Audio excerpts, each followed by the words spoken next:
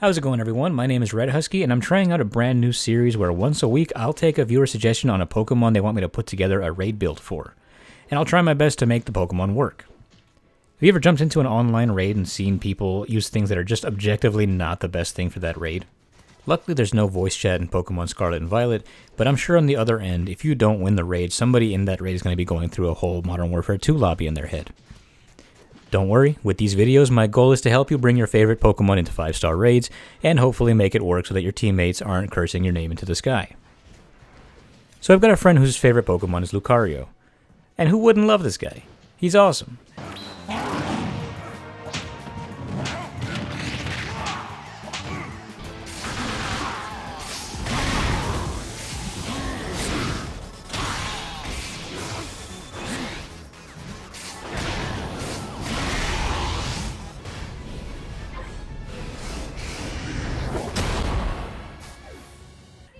However, there are plenty of better Steel-type and Fighting-type Pokemon that just put out damage faster and have more bulk.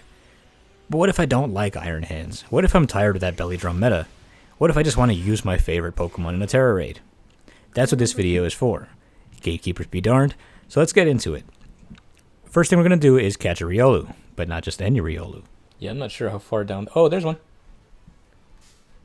Nice. Okay, so what you want to do... Okay. We're going to go for a quick ball first.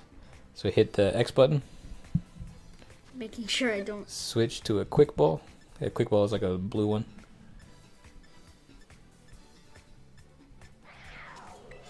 There you go.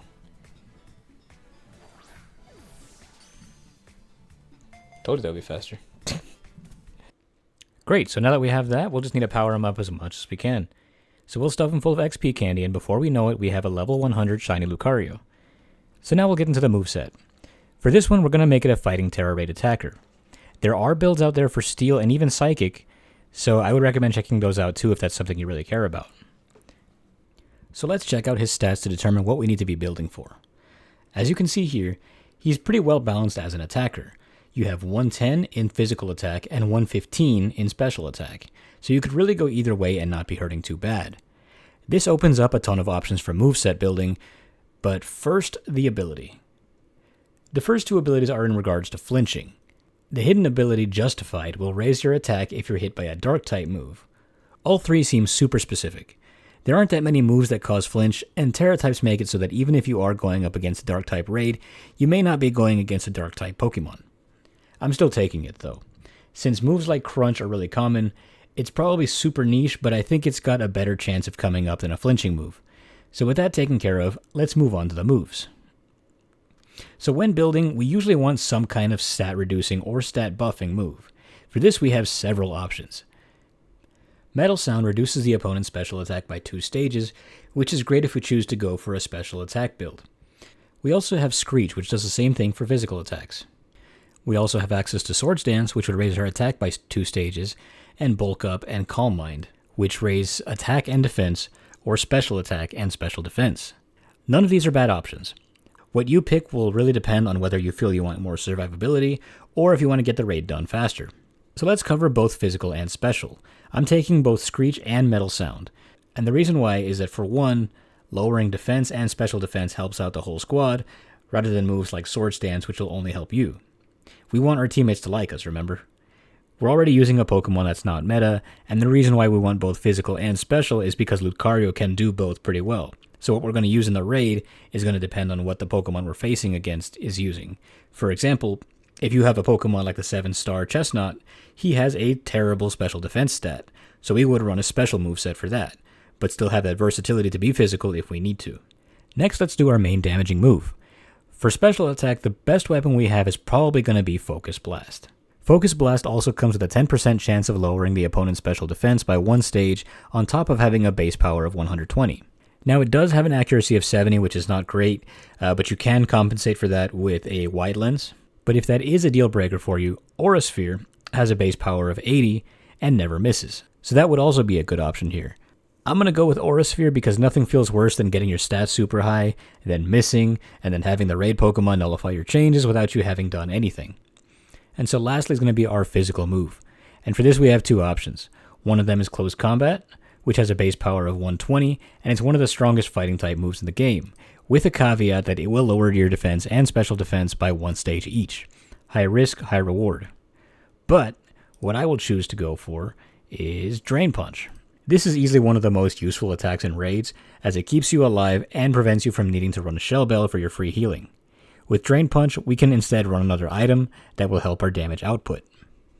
Keep in mind that since Drain Punch is a TM, you may need to craft it using 5 Krogunk Poison, 3 Mankey Fur, and 3 Crabrawler Shell.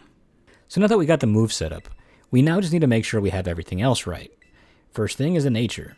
We want something that'll either buff our attack or special attack depending on what build you're going for, and we don't really need speed, so we'll probably want either a brave or quiet nature. I want special attack, so I'll give him a quiet mint. Next, let's get those IVs up to snuff.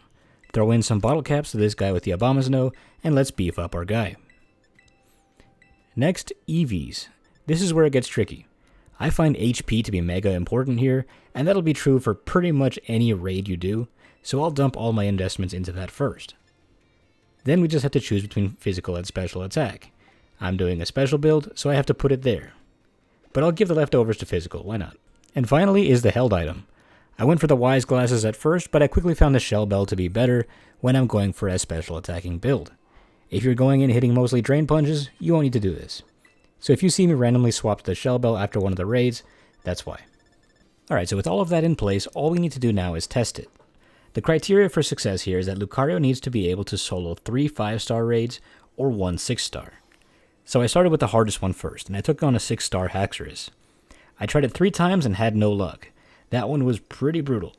The first one was all my mistakes. I completely forgot that you can't screech or metal sound while the opponent has a shield up, and the others I believe was just because Haxorus is a very strong Pokemon on top of being a 6-star raid. But I'm not ready to call it a loss. We put Lucario up against really tough odds, and if you want to be running a 6-star raid, you're going to want to do it with teammates anyway. I do feel like he would have held up if we had a squad. So we'll try the other criteria. As long as he can take out 3 5-star raids, we can call it a win.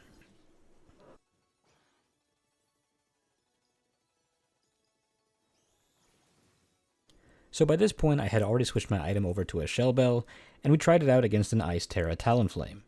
Keep in mind that while Lucario is naturally going to be good against Ice types, Talonflame naturally being a Fire and Flying type makes him super effective against us here too.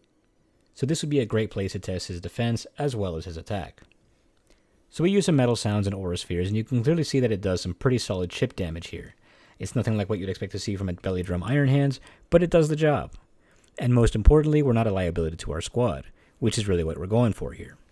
Spoiler alert, we win this fight and we secure our first 5-star raid victory with plenty of time to spare.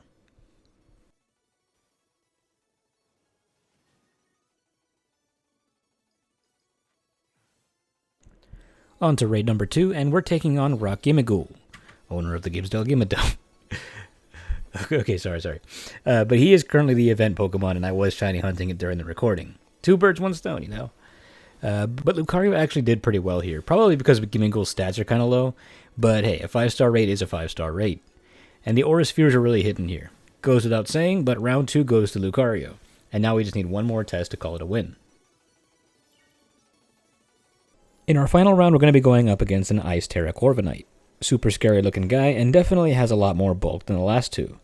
Corviknight also has the ability Pressure, which makes me pretty grateful that I decided to go for an Aura Sphere and not Focus Blast. As Pressure makes you use double the amount of PPs per attack, there is a reasonable chance we would have run out and had to use Drain Punch.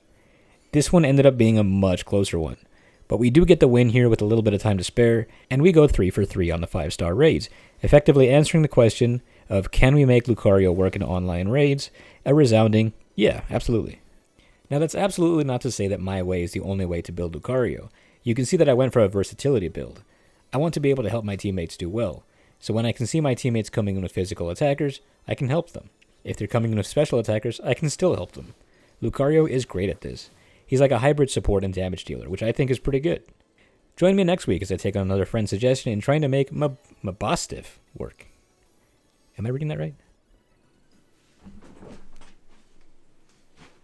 You don't even like that Pokemon, Richard. You only want me to make a video on it because it made you cry and I called it crusty. Why are you making me do this? Yeah, fair is fair, I guess. Next week we're doing my Bostiff. Jeez, I really had it easy this week, but look, those are the rules I set up for myself. He wants that video, he gets that video. Thanks for watching, and if you have to skip next week's video, that's alright. I wish I could. Let me know in the comments if you have another Pokemon you'd like me to try, and I'll do my best to make it work. I have been Red Husky, and I'll catch you next time. So I appreciate your help grabbing all that footage for me. You're welcome. So between Lucario and Charizard, which one do you like better? Charizard. Really? Yeah. I don't know. I think for me Charizard's a little bit too overrated. He's like in everything. Yeah. Not nearly as much as like Pikachu or Eevee, but I mean, you can't lie. His Charizard Mega X is